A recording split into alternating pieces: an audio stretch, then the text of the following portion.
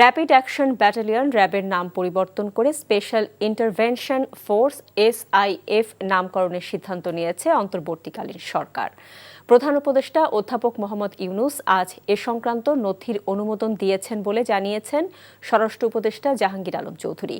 তবে এ সংক্রান্ত প্রজ্ঞাপন জারির পরই তা কার্যকর হবে।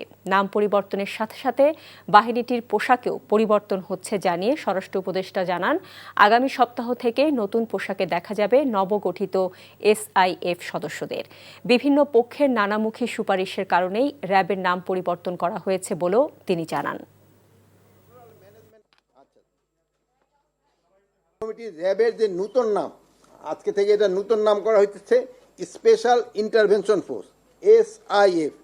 এটা সুপারিশ করেছে এবং মাননীয় প্রধান উপদেষ্টা এটা অনুমোদন দিয়েছে। তাদের কাজের মানের পরিবর্তন অলরেডি চলেও আসছে। আপনি যদি এই 1.5 বছর আগে তাদের কাজের মান দেখেন আর এখনকার যদি কাজের মান দেখেন, এটার মধ্যে পরিবর্তন অনেক আসছে।